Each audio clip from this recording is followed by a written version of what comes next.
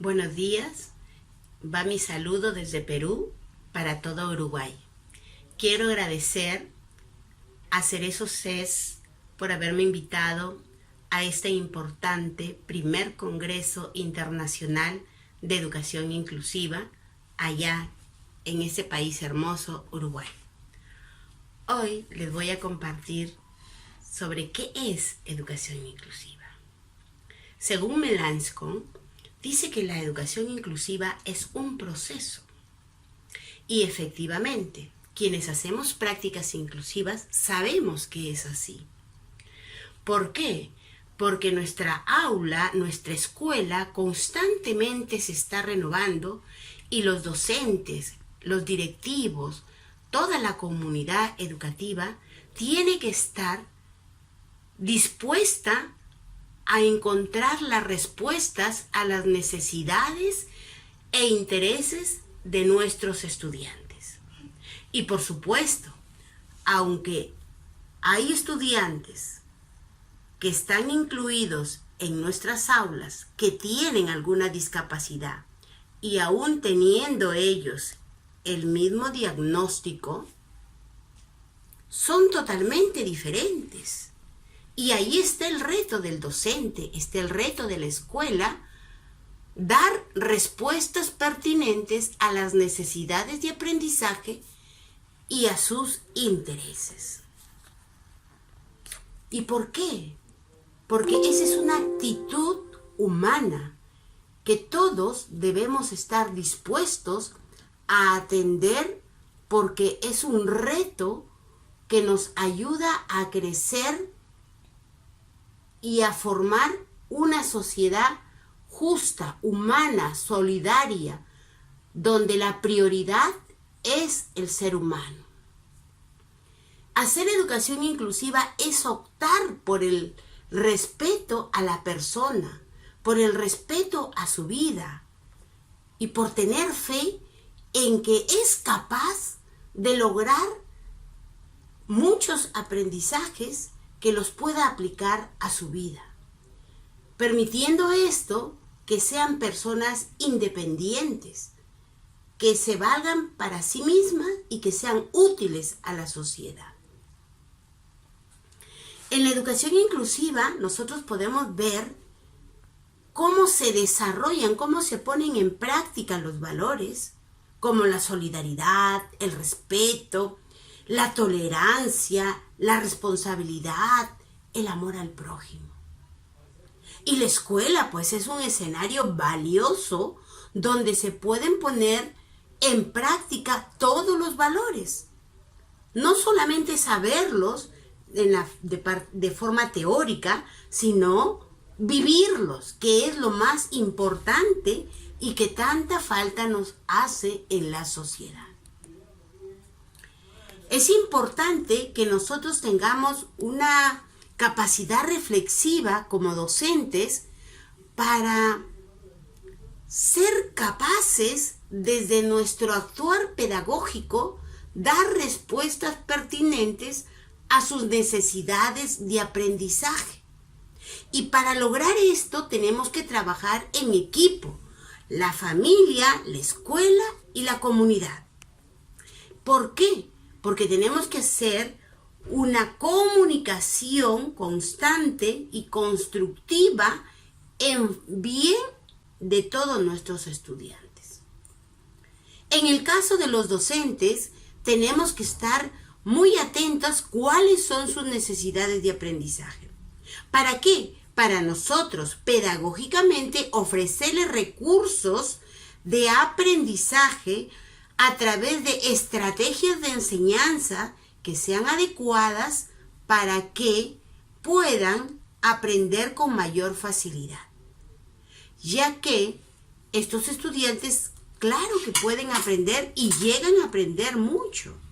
El detalle está en que el docente asuma el reto de ofrecer las mejores estrategias de enseñanza y favorecer las mejores estrategias de aprendizaje para que puedan ellos tener aprendizajes, tener progresos en sus aprendizajes. Para esto, yo les había dicho que era importante estar comunicados como comunidad educativa. Y por supuesto que sí. Nosotros tenemos que hacer un trabajo importante y potente con la familia, sensibilizar a la comunidad. ¿Y para qué? Para crear una cultura inclusiva. ¿Y qué es una cultura inclusiva? Una cultura inclusiva es aquella que se vive, que se da desde que el estudiante, la familia ingresa a la escuela. Y ellos se sienten acogidos, se sienten respetados y sienten que realmente van a formar parte de esta gran comunidad educativa. Solamente si nosotros podemos ver que se vive una cultura inclusiva, podemos decir que hay una coherencia en aquellas políticas educativas que seguramente deben estar contenidas en los documentos de gestión y que se ponen en práctica cuando se trabaja la cultura. Pero no solamente esto, si tenemos las políticas, tenemos ya trabajando la cultura, se tiene que seguir con las prácticas que la mayor evidencia es el trabajo en el aula o en el cualquier otro escenario de aprendizaje donde el estudiante es capaz de sentirse plenamente presente, sentir que participa, pero sobre todo siente que progresa, que aprende, porque la inclusión no es que traigan a un estudiante y que forme parte de un aula y luego ahí está. No, él, como todos los demás estudiantes, tiene derecho a tener aprendizajes. El detalle está en que las maestras tenemos que pensar y repensar nuestras prácticas, nuestras estrategias a fin de lograr aprendizajes. En este sentido, es importante a desarrollar sus habilidades de manera integral. Los docentes tenemos que andar con una lupa gigante, viendo, mirando ahí cuáles son sus habilidades, cuáles son sus potencialidades y ayudar a desarrollarle. Y como somos personas tan diversas, entre nosotros nos podemos ayudar y lograr que todos desarrollen al máximo aquellos dones que tenemos y que al compartirlos entre todas las personas diversas que estamos, se forma una potente diversidad humana. Y mientras más diversa es esta humanidad, este grupo humano, pues es más rica la experiencia. Solamente que nosotros tenemos que tener una mirada sigilosa para ver qué es lo que tengo que hacer. Y constantemente irlo evaluando, ir acompañando, ir motivando, ir retroalimentando y según su avance ir tomando decisiones oportunas. Para eso nosotros tenemos que crear situaciones de aprendizaje en el que nuestro estudiante esté capaz de avanzar. Y para esto, ¿qué se tiene que hacer? Se tiene que saber todos sus saberes previos y en base a todos los saberes previos vamos a ser capaces nosotros como profesionales de construir nuevos aprendizajes. Pero le va a ser más sencillo porque él va a tener esta facilidad de hacer este engranaje, ya que lo que él sabe le va a permitir ir construyendo nuevos aprendizajes. En este sentido, el que un estudiante esté ubicado en una aula regular con estudiantes de su edad, es algo que les va a ayudar mucho, porque van a tener modelos para su aprendizaje, van a tener modelos sociales, y es más, sus amigos de la misma edad van a ser los mejores modelos, las mejores ayudas para que puedan fortalecer estos aprendizajes. ¿Y saben por qué? Porque hasta el tamaño, hasta el lenguaje, hasta las actitudes, las mismas palabras que ellos usan, les facilita para que puedan ir aprendiendo. Y para eso nosotros tenemos que tener mucho cuidado, por ejemplo, en el aula de una escuela, se tiene que tener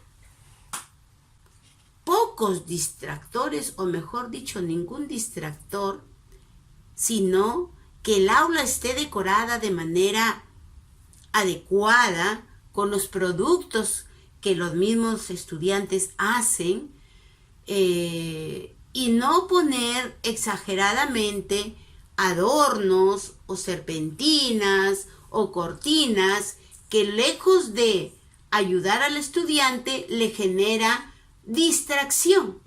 Y un estudiante, al tener distracción, no puede avanzar en sus aprendizajes.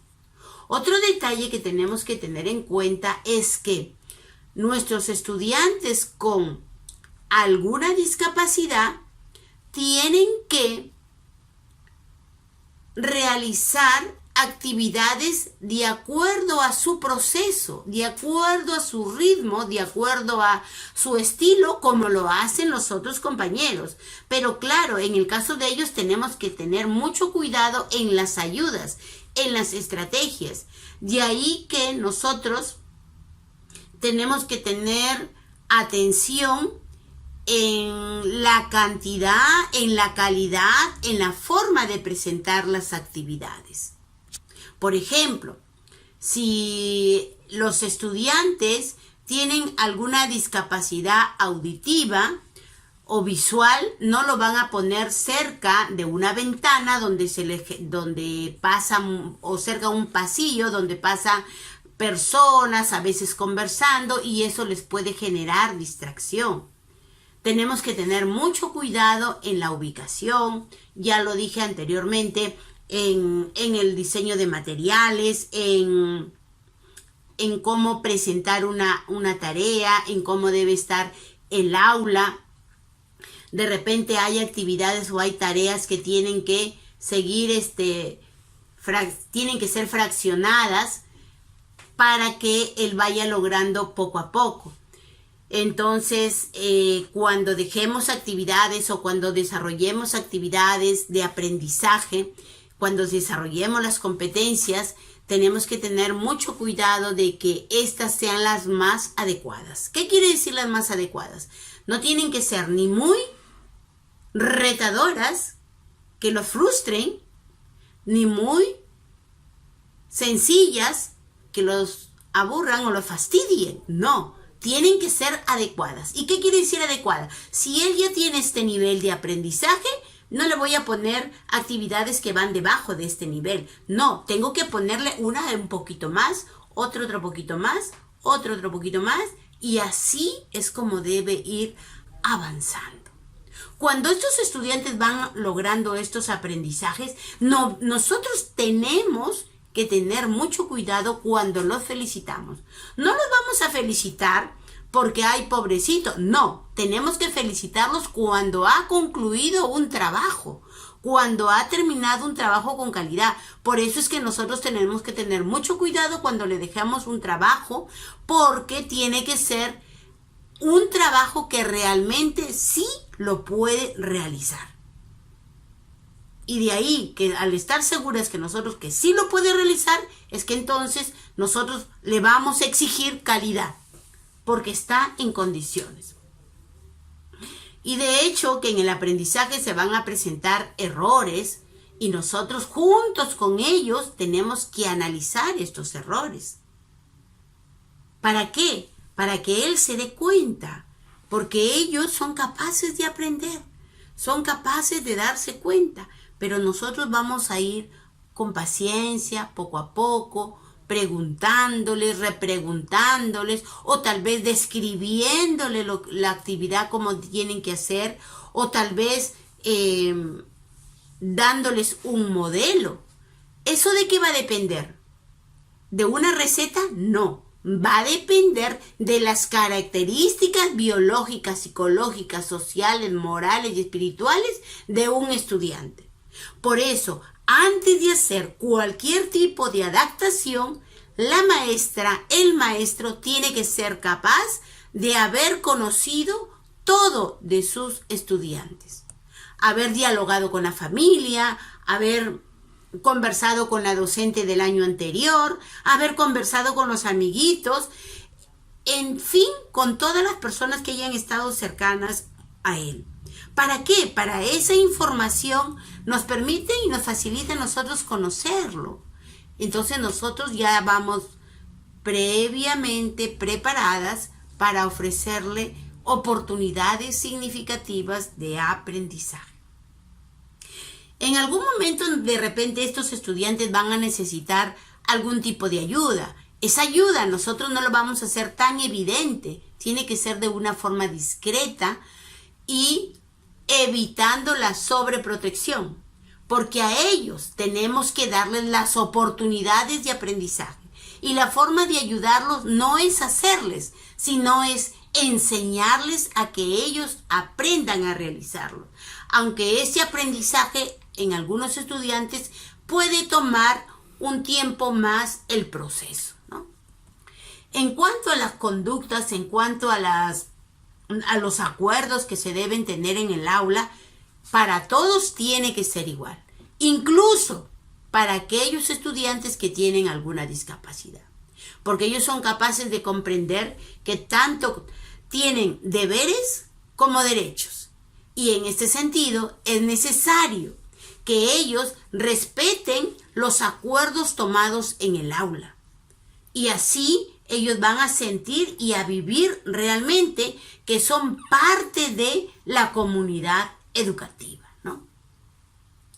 Para esto también nosotros tenemos que tener en cuenta que hay estudiantes, como es en el caso de aquellos niños que tienen autismo, que necesitamos realizar con ellos unas agendas previas, porque a ellos no les podemos dar sorpresas, no les podemos decir ya, hoy día tú haces esto y después pasa el tiempo, termina la actividad y ya le damos otra actividad. No, a ellos es necesario presentarles toda una rutina, porque a ellos no les gusta la sorpresa. En algunos casos, en otros niños que ya vienen trabajando esta experiencia, de repente ya se ha superado esta parte, pero no. En ese caso, nosotros tenemos que ir poco a poco. El trabajo con la familia es muy importante, porque la familia que tiene un hijo con discapacidad vive una situación muy particular. Y la escuela está llamada a darle todo un soporte emocional, dándole las ayudas a través de charlas, de escuelas de familia o a través de tutorías en situaciones muy particulares en que ellos necesiten una ayuda adecuada, ¿no? Por eso es muy importante que el docente vea, esté atento de aquellas necesidades que presenta el estudiante y su familia. Y una cosa, y con esto me quiero despedir, es que el docente tiene que tener altas expectativas en sus estudiantes.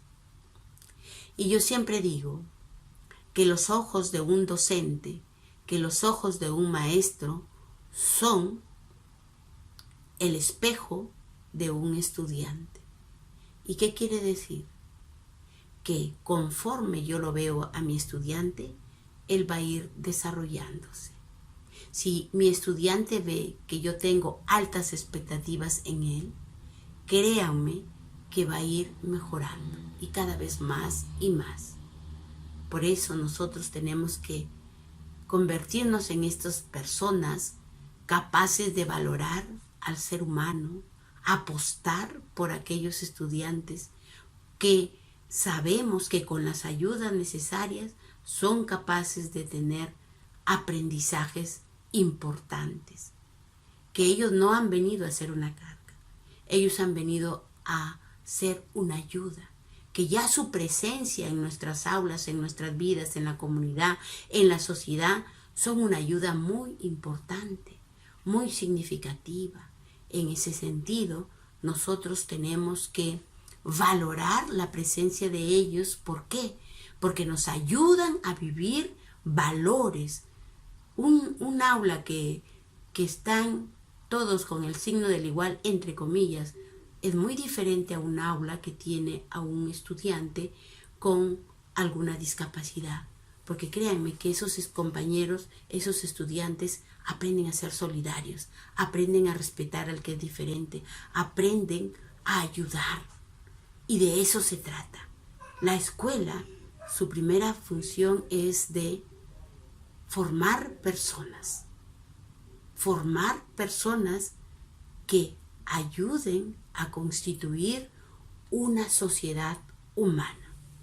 Y en este sentido, la presencia de estos estudiantes nos comportan un aporte potente para lograr este importante proceso de educación. Espero haberlos ayudado y colaborado en este espacio, y va mi saludo para todos los que están en este importante primer Congreso Internacional de Educación Inclusiva y que puedan disfrutar las demás ponencias. Va mi saludo desde Perú y espero pronto visitarlos. Hasta pronto.